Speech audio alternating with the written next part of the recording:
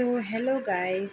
आज हम class 10th के chapter number 2 acid base and salt इसके बारे में पढ़ेंगे।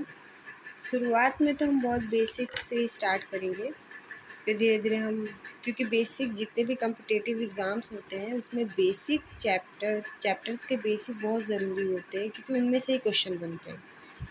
तो बस हम बेसिक चीज़ों के बारे में ही पढ़ेंगे जो कि 10th क्लास तक के लेवल का ही है। फर्स्ट ऑफ ऑल हम यहाँ देखेंगे कि जो हमारी केमिकल प्रॉपर्टीज़ के बेसिस पे अगर हम देखें तो जो हमारे कंपाउंड हैं वो 3 ग्रुप में डिस्क्राइब या क्लासिफाइड किए जाते हैं। एक होता है एसिड, एक होता है बेस और एक होता है सॉल्ट। तो एसिड के अगर हम सबसे इम्पॉर्टेंट और कह सकते हैं कि सबसे कॉमन कैरेक्टरिस्टिक्स की बात करें तो वो ये होता है कि एसिड जो है वो सॉर टेस्ट का होता है, यानी खट्टा होता है। अगर हम एसिड को टेस्ट करते हैं तो वो खट्टे होते हैं। बेस जो होता है वो टेस्ट में बिटर होता है और सॉल्ट का टेस्ट न्यूट्रल होता है, मतलब उनके जो टेस्ट होते हैं वो परफेक्ट नमकीन सॉल्ट होता है, नमकीन टेस्ट का होता है। सेकंड थिंग अगर हम बात करें यहाँ पे तो एसिड एंड बेस का जो हमारे डेली लाइफ में यूज़ है उसके बारे में बात कर रहे हैं यहाँ पे, क्योंकि डेली लाइफ का मतलब ये है कि ऐसी कई खाने वाली चीज़ें होती हैं, यानी फ्रूट्स होते हैं, वेजिटेबल्स होते हैं जिनमें एसिड पाई जाती है, जिनको हम खाते हैं या जो हमारे शरीर के लिए ज़रूरी होती हैं। उनकी नीड हमारे शरीर को चाहिए होती, कि हमारे शरीर को उस एसिड की नीड होती है। तो जो बेसिक डेली लाइफ में हम एसिड और बेस का यूज़ करते हैं वो होती है वीक एसिड और वीक बेस। हम स्ट्रॉन्ग एसिड और स्ट्रॉन्ग बेस का यूज़ नहीं करते हैं। तो वीक एसिड और स्ट्रॉन्ग और बेस होता है जिनको हम डेली लाइफ में यूज़ करते हैं।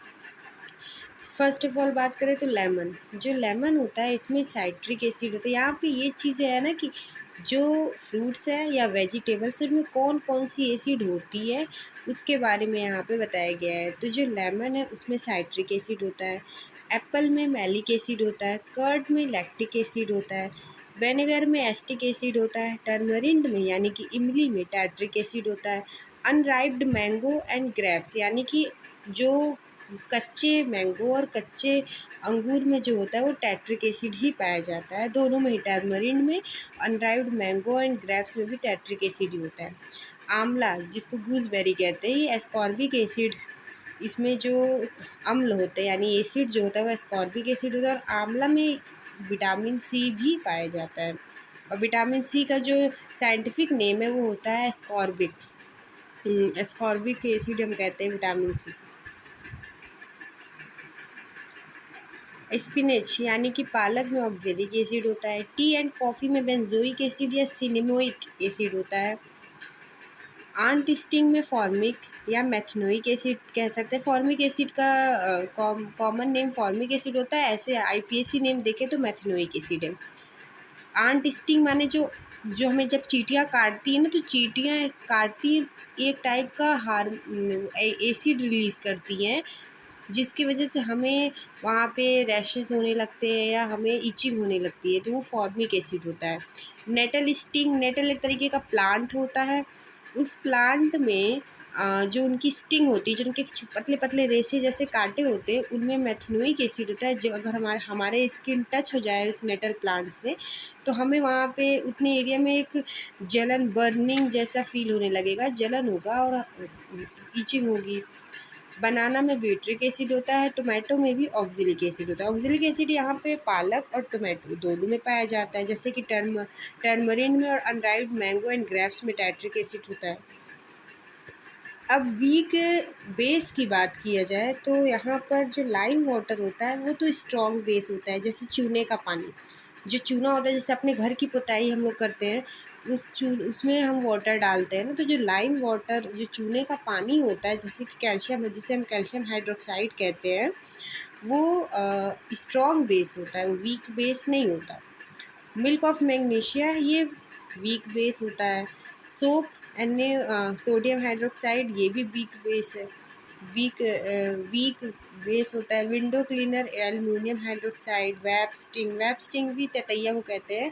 जब ततैया हमें काटती है ना तो वहाँ पे हम लोग अक्सर क्या कहते हैं, लोग कहते हैं विनेगर को रब कर लो, क्योंकि जब ततैया काटती है तो उसमें बेस होता है, उसके स्टिंग, उसके डंक में जो होता है वो मैग्नीशियम हाइड्रोक्साइड बेस होता है, जिस पे हम अगर एसिड को रब करें, यानी कि एसिटिक एसिड को रब करें, ये एसिटिक एसिड विनेगर में होता है ना एसिटिक एसिड, तो एसिटिक विनेगर को रब करेंगे तो न्यूट्रलाइज हो जाता है, वो एरिया न्यूट्रलाइज हो जाता है, जिससे हमें जो जलन की सेंसेशन होती है, बर्निंग सेंसेशन होता है, वो कम होने लगता है और हमें रिलीफ मिल जाता है इस चीज़ से। जैसे कि कभी कभी ऐसा होता है कि हमें एसिडिटी हो जाती है। एसिडिटी क्यों होती है? जब हम ज़्यादा स्पाइसी फूड खाते हैं या ऐसे ज़्यादा सॉल्ट वाले फूड खाते हैं, क्योंकि सॉल्ट जो होता है वो हमारे स्टमक में जो हाइड्रोक्लोरिक एसिड प्रेजेंट है उसको सिक्रेट करने में हेल्प करता है और उसका सिक्रेशन बढ़ा देता है। तो हाइड्रोक्लोरिक एसिड का सिक्रेशन स्पाइसेस जो फूड में होते हैं और जो सॉल्ट होते हैं उसकी वजह से बढ़ जाता है और हमारे स्टमक में जलन होने लगता है ज़्यादा एसिड की वजह से, क्योंकि हाइड्रोक्लोरिक जो है वो एक एसिड है, HCl जो है एक एसिड है।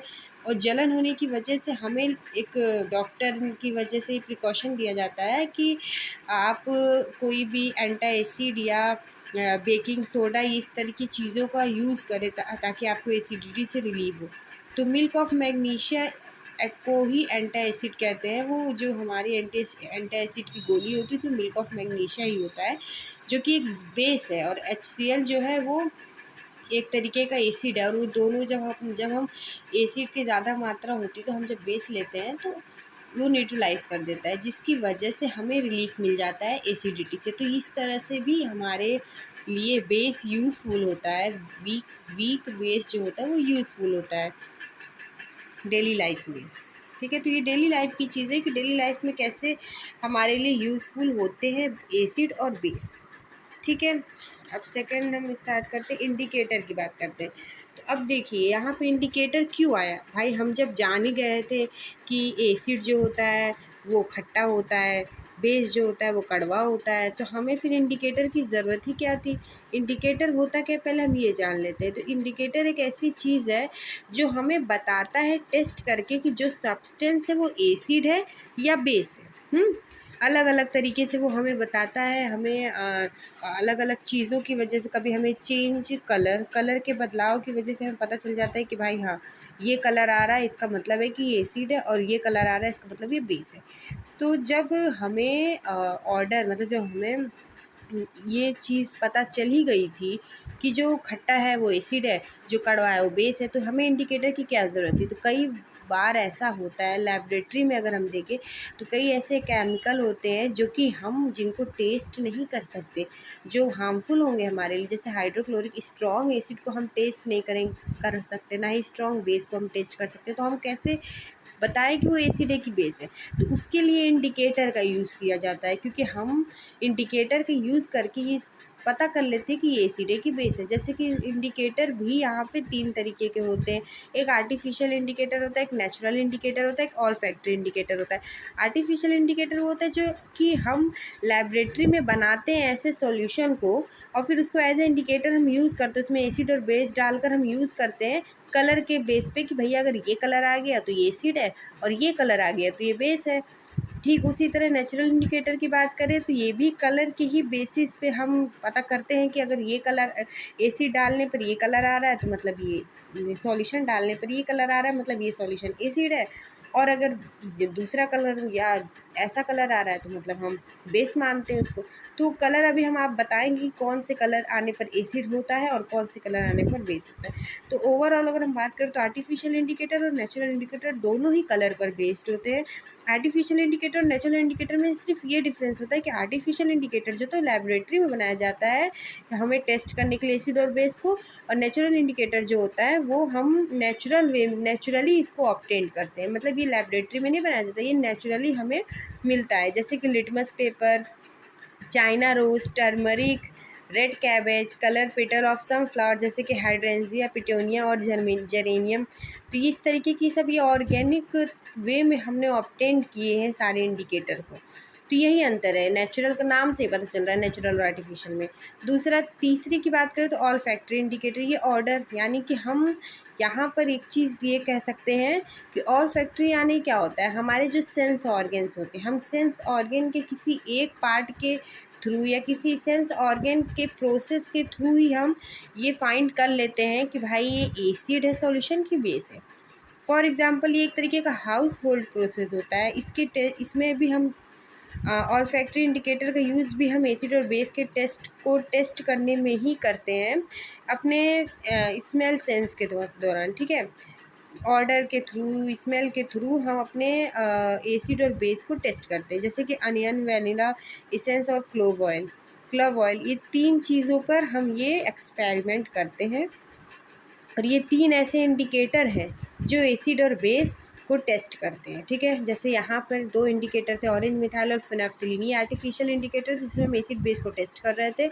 यहाँ पे ये टोटल 5 इंडिकेटर हैं जिसमें हम एसिड और बेस को टेस्ट करेंगे। यहाँ पे 3 इंडिकेटर है जिसमें हम एसिड और बेस को टेस्ट करेंगे। That's it. यहाँ तक आपको क्लियर हो गया। सबसे पहले हमने एसिड बेस और सॉल्ट की बात की थी। एसिड खट्टा होता है और बेस जो होता है बिटर होता है। सॉल्ट हमारे न्यूट्रल टेस्ट का होता है। फिर हमने डेली लाइफ में हम एसिड और बेस का क्या यूज़ है हमारे डेली लाइफ में उसके बारे में बात की। तो जिसमें कि 3 पॉइंट सबसे इम्पॉर्टेंट थे। पहला ये था कि हमारे अगर एसिडिटी की प्रॉब्लम हो रही है तो हमें न्यूट्रलाइज़ करना है अपने स्टमक में जो लार्ज अमाउंट में हाइड्रोक्लोरिक एसिड है उसको न्यूट्रलाइज़ करने के लिए हम बेस का यूज़ करते हैं। बेस का यूज़ यानी कि मिल्क ऑफ मैग्नीशिया या बेकिंग सोडा ये सब का हम यूज़ करते हैं जिससे कि हमारे जो एसिडिटी है वो की प्रॉब्लम है वो ख़त्म हो जाए। उसका एक रेमेडी होता है। दूसरी चीज़ हम स्टिंग की, अगर हमें कोई ततैया ने काटा हुआ है या वेप्स स्टिंग जिसको कहते हैं काट लेता है तो उसकी जो डंक होती है उसमें बेस होता है और हम वहाँ पे विनेगर सिरका को रगड़ देते हैं जिसकी वजह से हमें रिलीफ मिल जाता है। तीसरा होता है हनी बी स्टिंग।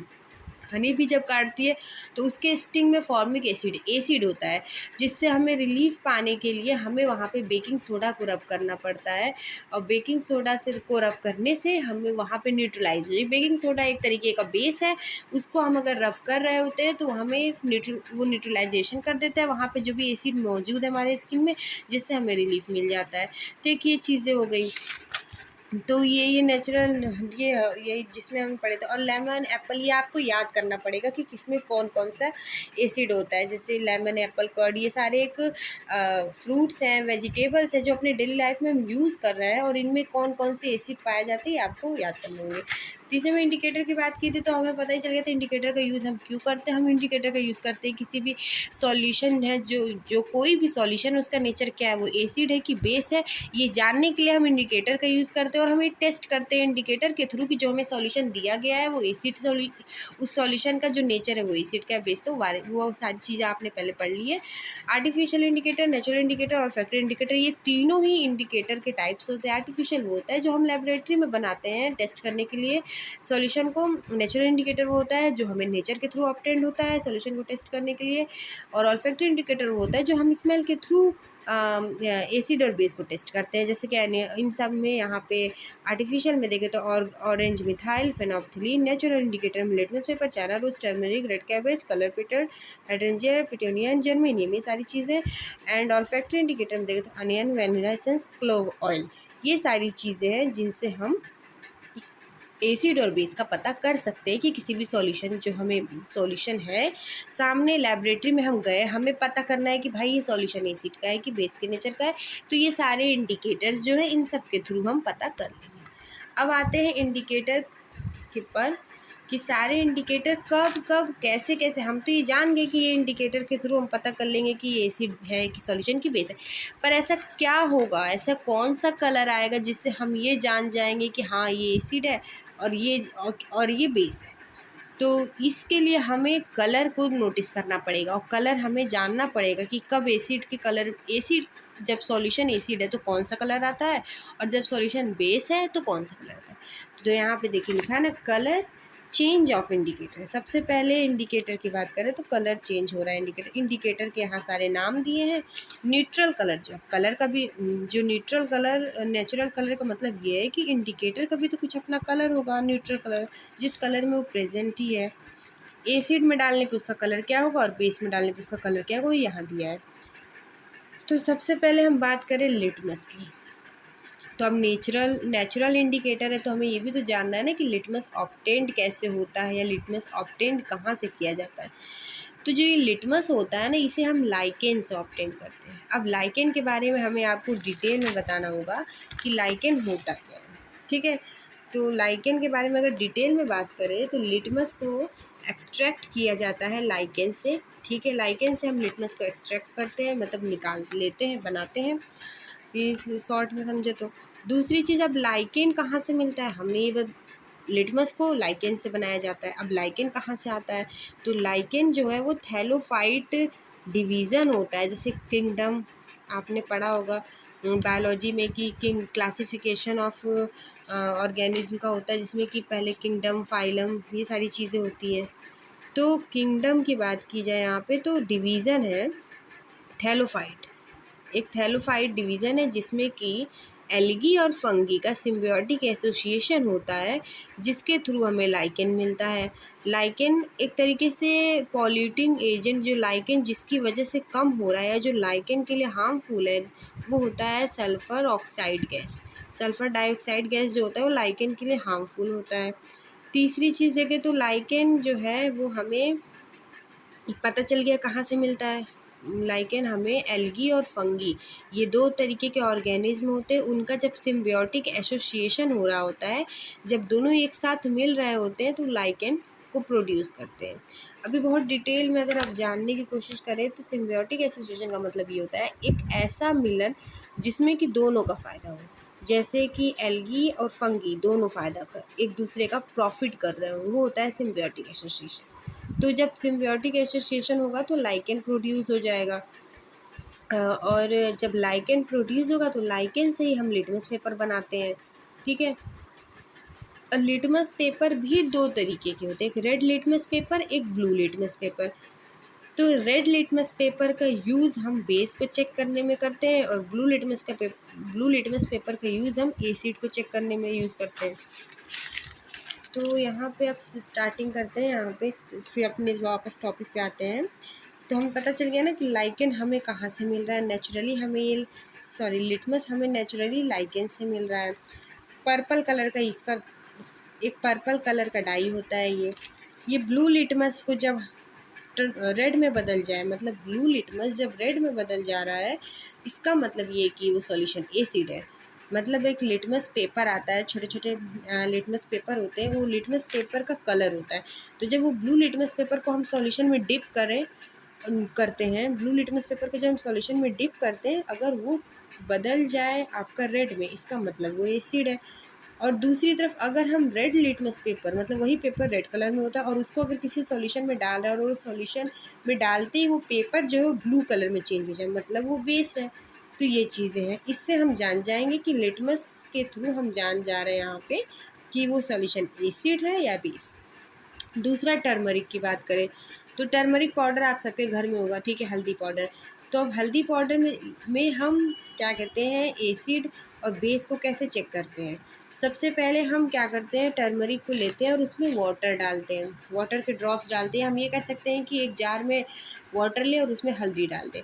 अब वाटर क्यों डालना ज़रूरी है, क्योंकि बिना वाटर के वो जो इंडिकेटर है ना वो एक्टिव नहीं होगा। मतलब जो ये टर्मरिक है उसको एक्टिव करने के लिए उसे एक्वस स्टेट में डालना पड़ेगा, यानी उसे पानी में घोलना पड़ेगा। फिर उसके बाद उसी टर्मरिक को जो हमने पानी में डाला है टर्मरिक को, उस एक सॉल्यूशन बना दिया हम, हल्दी पानी का एक सॉल्यूशन बना लिया और उसमें हमने डाल दिया है क्या कहते हैं, एसिड को, किसी भी यानी कि विनेगर को डाला, तो उसका कलर वैसा ही था जैसा है, वो येलो कलर में ही रहेगा, कोई कलर नहीं बदलेगा। इसका मतलब है कि वो एसिड है। मतलब टर्मरिक के सॉल्यूशन में अगर हमने एसिड डाला है तो कलर चेंज नहीं करेगा, वो एज इट इज़ वैसा ही रहेगा जैसा वो है। पर बेस डालेंगे तो रेड कलर में बदल जाएगा, तुरंत वो रेड कलर का हो जाएगा, इसका मतलब बेस है। अब यहाँ पे आपको कैसे जानना है कि अगर आपके सामने हल्दी पानी रखा है और उसमें आपने एक ड्रॉप, किसी ने कोई सॉल्यूशन डाला, वो डालते ही रेड हो गया, तो आप तुरंत बता दोगे कि ये बेस डाला गया है। और अगर वो डालने पर कोई चेंज नहीं हुआ तो आपको पता चल जाएगा कि इसमें एसिड डाला है। दूसरा चाइना रोज़ है। चाइना रोज़ का भी यही काम, चाइना रोज़ का जो नेचुरल कलर होता है पिंक कलर का होता है। ठीक है, चाइना रोज़ के सॉल्यूशन में अगर हमने कोई एसिड डाला तो रेड ब्राउन कलर का हो जाएगा, मतलब रेडिश ब्राउन यानी ईंटे के कलर का हो जाएगा। और अगर हमने बेस डाला तो ग्रीन कलर का हो जाएगा। तो अब इससे आप समझ गए ना, अगर वो ग्रीन कलर में बदला मतलब बेस डाला हुआ है इसमें, और अगर वो क्या कहते हैं रेडिश ब्राउन में, वो मतलब उसमें एसिड डाला गया है। तो यही चीज़ है, आप इसी से जान सकते हो कि एसिड और बेस में क्या अंतर है इसी से आप जान सकते हैं। रेड कैबेज की बात करें तो यहाँ भी रेड कैबेज जो होता है वो रेड कैबेज नाम है, बट ये रियल में इसका नेचुरल कलर पर्पल कलर का होता है। एसिड डालने पर पिंक में बदल जाता है, ग्रीन, और बेस डालने पर ग्रीन में बदल जाता है। कलर ऑफ पेटल हाइड्रेंजिया की बात करें तो हाइड्रेंजिया का जो पेटल होता है उसको पहले हम एक्वस सोल्यूशन में बनाने के बाद उसका जो रियल कलर होता है वो ब्लू होता है, ठीक है। और उसमें अगर हम एसिड डाल रहे हैं तो ब्लू में ही रहेगा, उसका कलर चेंज नहीं होगा, लेकिन बेस डालेंगे तो पिंक कलर में हो जाएगा। तो ये आपको याद करना पड़ेगा। जैसे कि अभी हमने बताया लिटमस पेपर आपने डाला तो ब्लू लिटमस पेपर टर्न हो जाएगा रेड में। तो ये चीज़ें आपको याद करनी होगी जिससे आपको क्लियर समझ में आ जाएगा। जैसे ब्लू लिटमस को टर्न हो गया रेड में, हमने क्वेश्चन पूछा कि ब्लू लिटमस जो था वो रेड में बदल गया, तो आप जान जाओगे कि उस ब्लू लिटमस को किस में डाला गया है, एसिड में डाला गया है। और जो रेड लिटमस पेपर था वो बदल गया ब्लू में, यानी उसको बेस में डाला गया है। टर्मरिक भी यही है, येलो कलर ही रहा मतलब वो एसिड था, लेकिन अगर वो रेड में बदल गया मतलब उसमें बेस डाला गया है। चाइना रोज़ की बात करें तो ये भी एक पिंक, अगर ये पिंक कलर का होता है नेचुरली, अगर ये रेडिश ब्राउन का हो मतलब इसमें एसिड डाला गया है, अगर ये ग्रीन का हो मतलब इसमें बेस डाला गया है। रेड कैबेज की बात करें तो ये पर्पल कलर का होता है, लेकिन अगर ये पिंक या रेड में बदले मतलब इसमें एसिड गया है, एसिड का सॉल्यूशन डाला गया है। और अगर ये ग्रीन में बदले मतलब इसमें बेस डाला गया है। तो ये दोनों, अगर चाइना रोज़ और रेड कैबेज की बात करें तो इनका बेस कलर सेम आ रहा है, ग्रीन ग्रीन ग्रीन ग्रीन दोनों में आ रहा है। फिर कलर पेटल की बात करें तो ये ब्लू का होता है, एसिड में एज इट इज़ रहेगा, लेकिन बेस में ये पिंक हो जाएगा। अब आर्टिफिशियल इंडिकेटर की बात करें तो वो कलर चेंज इन एसिड, मतलब यही बात यहाँ भी बोला गया है कि एक आर्टिफिशियल तरीके से इसको बनाया गया है लेबोरेटरी में, और ये भी यही चीज़ बताता है कि एसिड और बेस सॉल्यूशन डालने पर इसका कलर चेंज होता है, और ये कलर चेंज होने के प्रोसेस से ही हम जानते हैं कि ये सॉल्यूशन एसिड है कि बेस है।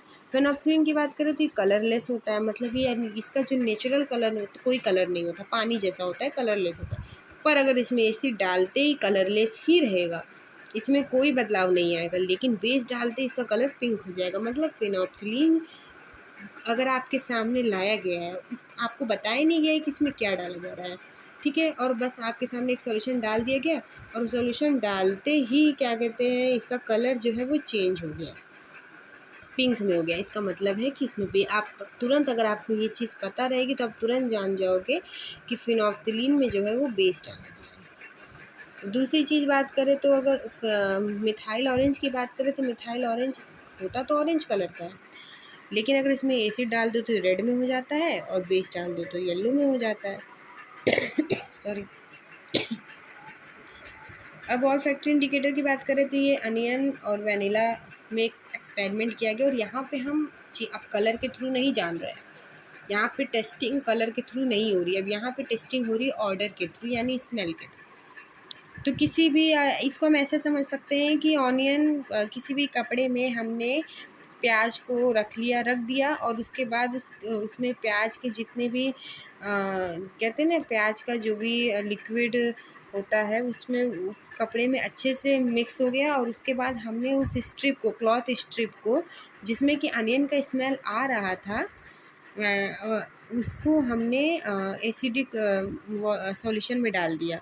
स्ट्रिप को जब हमने एसिडिक सॉल्यूशन में डाला तो वो onion smell as it is आ रहा था, ऐसा कुछ नहीं था कि वो स्मेल नहीं आ रहा था, वो आ रहा था, लेकिन अगर बेस में डाले तो वो स्मेल गायब हो गई, मतलब अनियन का स्मेल आना बंद हो गया। इसका मतलब ये था कि वो बेस में डाला गया है। दूसरा वेनिला का भी यही, एक स्ट्रिप हमने लिया जिसको में वेनिला को हमने रैप कर दिया, मतलब उसको फोल्ड, उसमें वेनिला के साथ उसको रख दिया, उसके बाद उस स्ट्रिप में से वेनिला की स्मेल आने लगी, लेकिन अब हम उसको एसिड में डाल रहे हैं, एसिड के सॉल्यूशन में डिप किया तो वेनिला की स्मेल एज इट इज़ आ रही थी उस क्लॉथ स्ट्रिप से, लेकिन हमने जब बेस में डिप किया तो वो स्मेल आना बंद हो गया। तो ये टेस्ट होता है, अगर आपको जानना है कि सामने दो सॉल्यूशन रखे हैं और आपको जानना है कि इसमें से एसिड कौन है और बेस कौन है, तो आप अनियन स्ट्रिप लेके आएंगे, उसको डाल देंगे, अगर उसका स्मेल एज इट इज़ आपको क्लॉथ में आ रहा है मतलब वो एसिड था, और अगर उसका स्मेल आना बंद हो गया मतलब वो बेस है। वैसे ही वेनिला एक्सट्रैक्ट की बात करें तो अगर एज इट इज़ आ रहा है तो मतलब वो ठीक है, वो डिस्ट्रॉय नहीं हुआ है स्मेल, तो मतलब एसिड है, डिस्ट्रॉय हो गया तो मतलब बेस है। तो ये सारी चीज़ें हैं। अब इस एसिड भी दो तरीके की होती है, strong acid, weak acid. Strong acid का मतलब क्या है? हम कैसे कह रहे हैं कि एसिड स्ट्रॉन्ग है या एसिड वीक है? हमें तो पता नहीं ना, हम तो नहीं जान रहे एसिड कौन से स्ट्रॉन्ग है कौन से वीक है। तो यहाँ पर सबसे पहले हम कैसे जानेंगे कि जब एसिड जो है वो कम्प्लीटली आयोनाइज्ड हो जाए और लार्ज नंबर में हमें H+ आयन दे, तो मतलब है कि ये स्ट्रॉन्ग एसिड है। और जो एसिड कम्प्लीटली आयोनाइज्ड नहीं हो पा रही और ना ही लार्ज नंबर में H+ आयन दे रही है, मतलब ये वीक बेस है, सॉरी वीक एसिड है। तो वीक एसिड और स्ट्रॉन्ग एसिड में अगर हम बात करें, तो जो स्ट्रॉन्ग एसिड होती है वो हम अर्थ के मिनरल से बनाते हैं, ठीक है। स्ट्रॉन्ग एसिड जो होती है वो अर्थ के मिनरल से प्रिपेयर की जाती है। और वीक एसिड जो होती है वो प्लांट के मटेरियल या एनिमल, वो प्रेजेंट होता है प्लांट मटेरियल में या एनिमल में, तो उसे हम ऑर्गेनिक एसिड कहते हैं या वीक एसिड कहते हैं। ईजिली ईट एंड ड्रिंक, इसको हम ईजिली ईट भी कर सकते हैं, ड्रिंक भी कर सकते हैं, ठीक है। एक्सेप्शन केस ये होता है कि HCO3 यानी कार्बोनिक एसिड जो होता है वो होता तो स्ट्रॉन्ग एसिड है, बट वो इतना आयोनाइज्ड नहीं हो पाता है, बट वो कम्प्लीटली आयोनाइज्ड नहीं हो पाता है, वो रहता है, लेकिन वो स्ट्रॉन्ग एसिड है।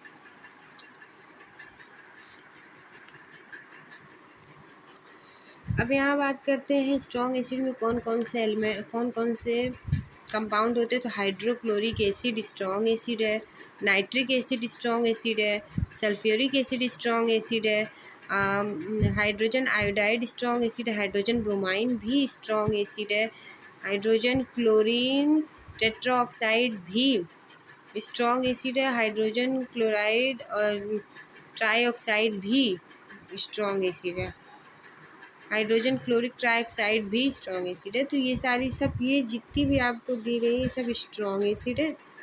कार्बोनिक इसमें स्ट्रॉन्ग एसिड तो है, बट ये कम्प्लीटली आयोनाइज्ड नहीं होता है। यहाँ तो हम पढ़ ही चुके हैं पार्शियली आयोनाइज्ड ऑफ वाटर।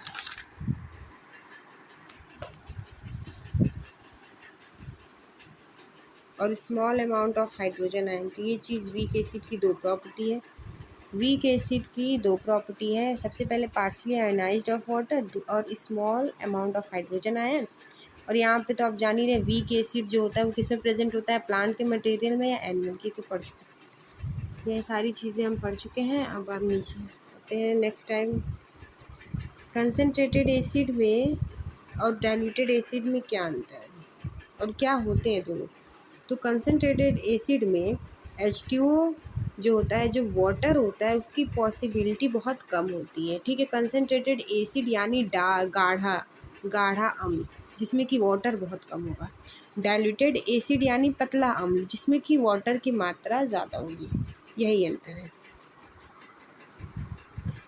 अब हम एसिड के प्रॉपर्टीज़ की तरफ बढ़ते हैं। तो सबसे पहला प्रॉपर्टीज़, जैसा कि हमने आगे पढ़ लिया था, एसिड सॉर टेस्ट होता है यानी खट्टा होता है। एसिड जो होता है इलेक्ट्रिसिटी कंडक्ट करता है, क्योंकि इसमें H+ आयन प्रेजेंट होते हैं एसिड में, इसलिए एसिड जो होता है वो इलेक्ट्रिसिटी को कंडक्ट करता है। ब्लू लिटमस को रेड में बदल देता है, अगर हम एसिड सॉल्यूशन में ब्लू लिटमस डालें तो रेड में बदल जाता है, जैसे कि हमने आगे पढ़ लिया है। Acid react with metal to form hydrogen gas, अगर हम किसी एसिड को मेटल के साथ रिएक्ट करवा रहे होते हैं तो वो हाइड्रोजन गैस और सॉल्ट का फॉर्मेशन करता है, क्योंकि मेटल जो होता है वो डिस्प्लेस कर देता है हाइड्रोजन को एसिड से और हाइड्रोजन गैस फॉर्म कर लेता है। मतलब अब यहाँ पे जो मेटल हो वो हाइड्रोजन से ज़्यादा रिएक्टिव होनी चाहिए, अगर वो हाइड्रोजन से ज़्यादा रिएक्टिव होंगे वो तभी मेटल को डिस्प्लेस करेंगे और मेटल की जगह पे खुद आ जाएंगे, और मेटल जो होगा वो एसिड से हट जाएगा और H2 गैस में कन्वर्ट हो जाएगा। This reaction not possible with all metal, ये पता है वही बात जैसे मैंने अभी बताया ना कि ये रिएक्शन हर मेटल से रिएक्ट नहीं होता, पॉसिबल नहीं है। ये सिर्फ उसी मेटल से पॉसिबल है जो कि ज़्यादातर हाइड्रोजन से ज़्यादा रिएक्टिव है। यहाँ पे लिखा है ना, only those metal are more reactive than hydrogen.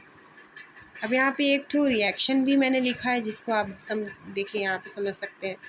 तो एक रिएक्टिव टेबल है, रिएक्टिव टेबल आपको 10th के ही फर्स्ट चैप्टर केमिकल रिएक्शन से मिल जाएगा, जहाँ पे आप पढ़े हैं आगे, उसमें आप देखेंगे तो रिएक्टिव चार्ट है। और जिंक जो है वो हाइड्रोजन से ज़्यादा रिएक्टिव है, हाइड्रोजन से पहले आता है और हाइड्रोजन से मोस्ट रिएक्टिव होता है जिंक। तो जिंक को जब हम सल्फ्यूरिक एसिड यानी मेटल है जिंक, और उसको जब एसिड के साथ रिएक्ट करवाएंगे जो, तो वहाँ पे सॉल्ट ZnSO4 यानी जिंक सल्फेट बनेगा और H2 गैस रिलीज़ हो जाएगी।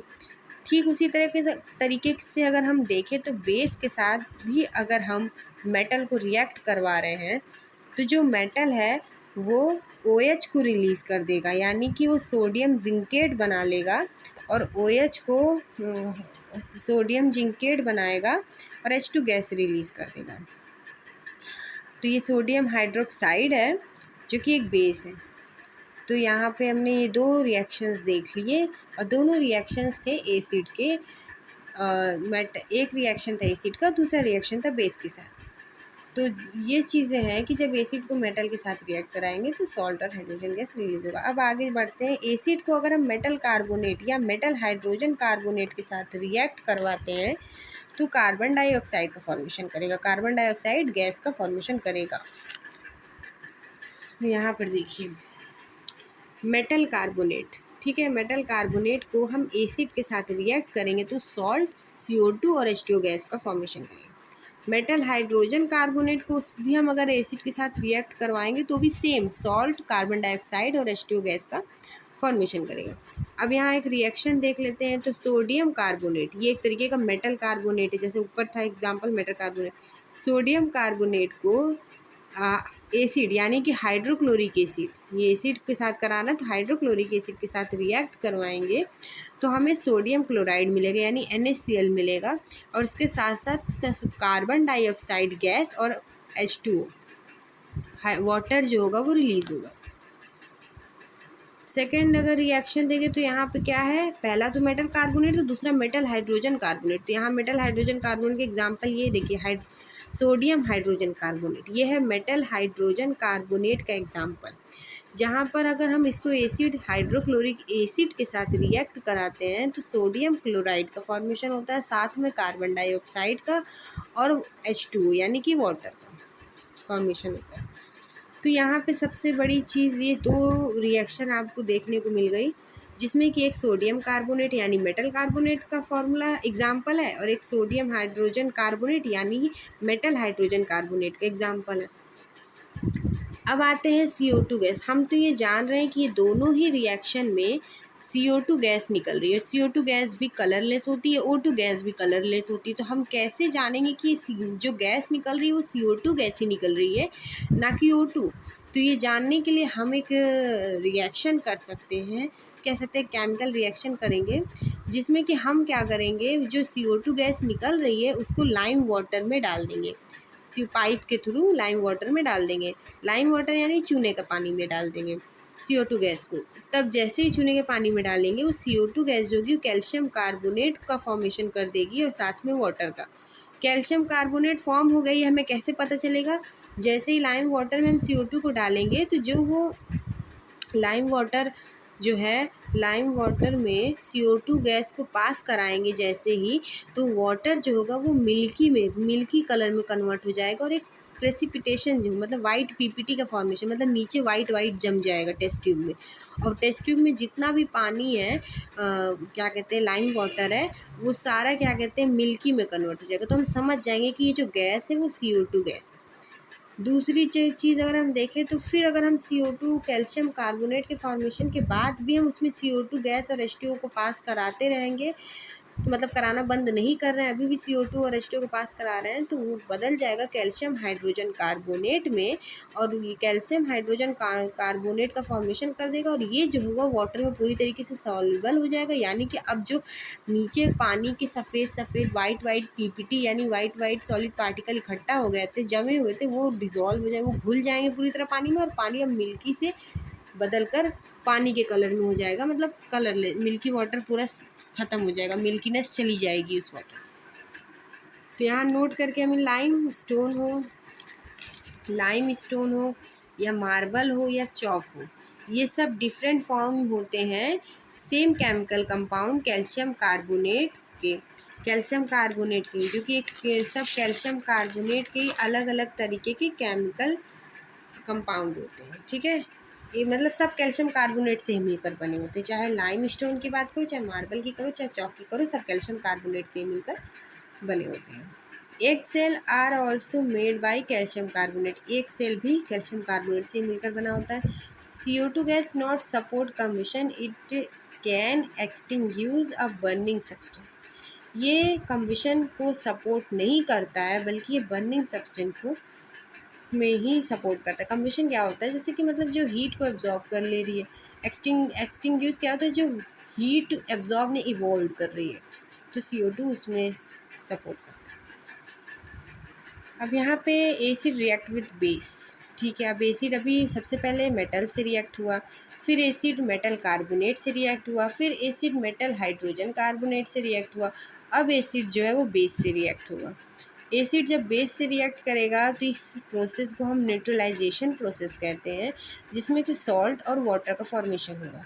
जब पहले हमने जैसा पढ़ा कि जब एसिड मेटल के साथ रिएक्ट कर रहा था तो वो हाइड्रोजन गैस का फॉर्मेशन कर रहा था और साथ में सॉल्ट का। फिर जब एसिड मेटल कार्बोनेट के साथ रिएक्ट किया तो वो सॉल्ट के साथ CO2 गैस और वाटर का फॉर्मेशन कर रहा था। फिर जब एसिड मेटल हाइड्रोजन कार्बोनेट के साथ रिएक्ट किया तो भी वो सॉल्ट का, वाटर का और CO2 गैस का फॉर्मेशन कर रहा था। CO2 गैस ही निकल रहा था, इसका भी टेस्ट हमने कर लिया था। कैल्शियम हाइड्रोक्साइड यानी कि लाइम वाटर में हमने CO2 गैस पास करा दी। CO2 गैस जैसे हमने पास किया कराया, जो वो वाटर था वो मिल्की में कन्वर्ट हो गया, उसमें वाइट PPT फॉर्म्ड होने लगा। फिर हमने इसमें CO2 और वाटर पास कराया तो सब कुछ डिज़ोल्व हो गया, सब कुछ गायब हो गया और फिर वो जैसा पहले वाटर के कलर में था वैसा ही हो गया। तो हम समझ गए कि भैया इसमें CO2 ही है, तभी ये ऐसा प्रोसेस हो रहा है। अब एसिड को रिएक्ट करेंगे बेस के साथ, तो बेस जो होगा वो हमारा एसिड बेस रिएक्ट होकर सॉल्ट का फॉर्मेशन करेगा और वाटर का। तो जैसे कि यहाँ पे example, hydrochloric acid strong acid, NOH strong base यानी सोडियम हाइड्रोक्साइड को NaCl के साथ को रिएक्ट करवाया तो NaCl यानी सोडियम क्लोराइड का फॉर्मेशन हुआ और साथ ही साथ हाइड्रोक्लोरिक वाटर का फॉर्मेशन हुआ। This process is also called neutralisation process. Someone suffering acidity, देखिए जैसे मैंने आपको आगे बताया था ना कि अगर कोई एसिडिटी के साथ सफरिंग कर रहा है तो हम उनको बेकिंग सोडा सॉल्यूशन की रेमेडी का सुझाव सजेस्ट करते हैं कि भाई आप बेकिंग सोडा सॉल्यूशन बनाकर उसका घोल पी लो, जिससे आपकी एसिडिटी कम हो जाएगी। क्यों कम होगी? क्योंकि हाइड्रोक्लोरिक एसिड को बेकिंग सोडा जो कि एक बेस है वो न्यूट्रलाइज कर देगा। अब बात करते हैं acid react with metal oxide to form salt and water.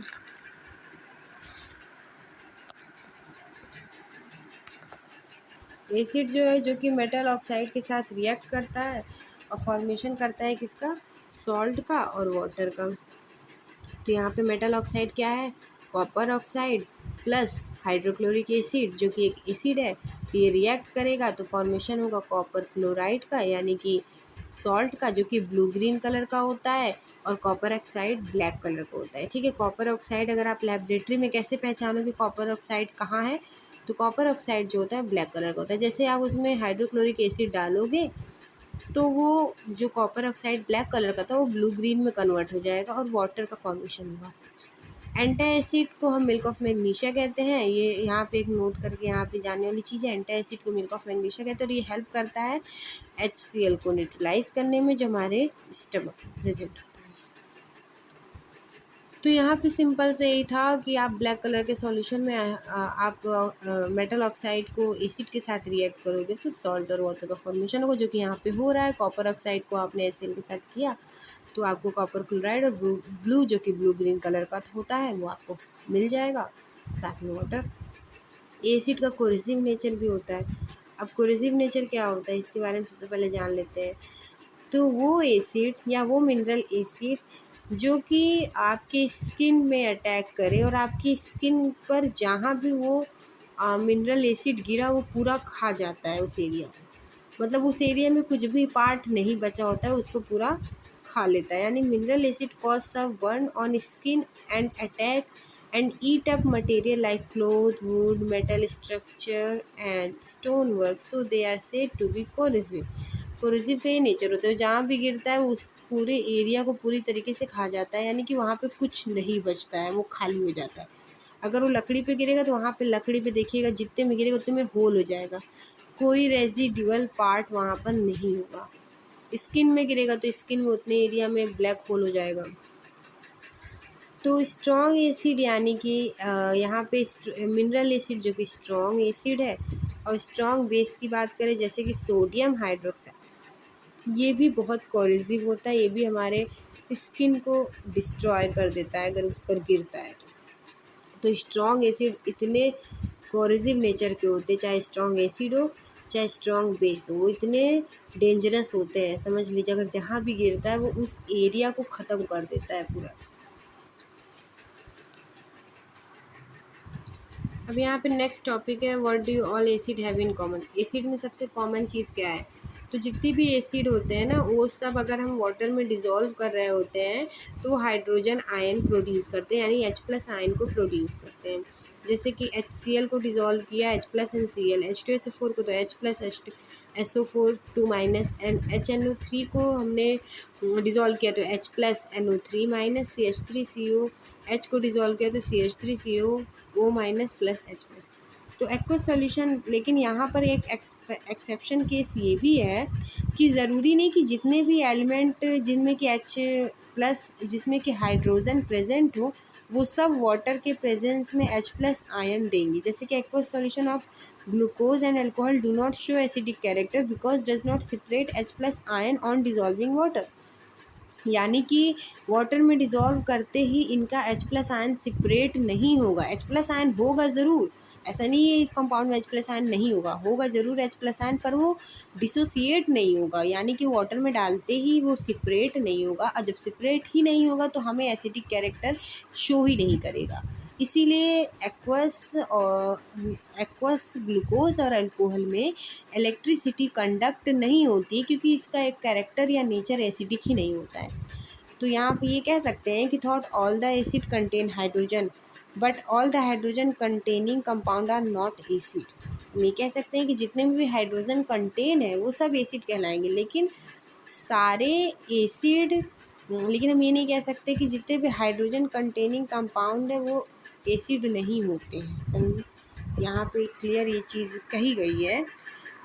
फिर से हम बता देते हैं एक बार आपको कि all the acid contain hydrogen, जितने भी एसिड हम देखें उन सब में हाइड्रोजन होता है, लेकिन हम ये कह दें कि सारे हाइड्रोजन कंटेनिंग कंपाउंड एसिड हैं, ये गलत, ये सही नहीं, क्योंकि जैसे कि ग्लूकोज और अल्कोहल हाइड्रोजन है तो इसमें, बट कहाँ ये एसिडिक कैरेक्टर शो कर रहे हैं, क्योंकि ये सेपरेट ही नहीं हो रहा है, H+ आयन टूट ही नहीं रहा है वाटर के प्रेजेंस में। तो यही है यहाँ पे इसका रीज़न है, आप लोग देख लीजिए, इस रीज़न को देख लीजिए, आप पढ़े खुद समझ में आएगा आपको कि why glucose and alcohol not so acidic character because एक solution of an acid conduct electricity due to the presence of charge particle called ion in it, then glucose and alcohol not dissociate H+ ion then do not conduct electricity. जब acidic character, तो इससे हमें पता चल, जब conduct ही नहीं हो रही है इलेक्ट्रिसिटी तो हम समझ गए कि भाई इसमें एसिडिक कैरेक्टर है ही नहीं। एसिडिक कैरेक्टर, अब इलेक्ट्रिसिटी क्यों नहीं कंडक्ट हो रही, क्योंकि H+ आयन नहीं है, H+ आयन में टूट ही नहीं रहा है। डिस्टिल्ड वाटर भी इलेक्ट्रिसिटी कंडक्ट नहीं करता, तो इसके लिए भी वही सेम रीज़न है, इसमें H+ आयन नहीं होंगे। Rain water conduct electricity because due to the presence of carbonic acid. हाँ, रेन वाटर जो होता है वो इलेक्ट्रिसिटी कंडक्ट करता है। अब क्यों, रेन वाटर में ऐसा क्या है जो इलेक्ट्रिसिटी कंडक्ट हो रहा है? तो उसमें कार्बोनिक एसिड प्रेजेंट है, यानी HCO3 प्रेजेंट है, और उसमें का जो H होगा, HCO3 यानी कार्बोनिक आयन में का जो H होगा वो डिसोसिएट हो जाएगा, वो सेपरेट हो जाएगा H+ में, जिसकी वजह से रेन वाटर में आपका इलेक्ट्रिसिटी कंडक्ट होता है। Acid do not show acidic behaviour in the absence of water. ठीक है, यहाँ पे एक सबसे बड़ी बात ही कही गई कि जो कि बाद में जाके गलत भी हुई है कि acid do not show acidic behaviour in the absence of water, मतलब वाटर नहीं होगा तो एसिड जो है वो अपना एसिडिक कैरेक्टर शो नहीं करेंगे, ये बात बोली गई। अब नेक्स्ट वीडियो में हम बेस के बारे में डिटेल में पढ़ेंगे। आप लोग इस वीडियो को लाइक सब्सक्राइब करिए, आपको लाइक और सब्सक्राइब करिए और कमेंट करिए। Thank you.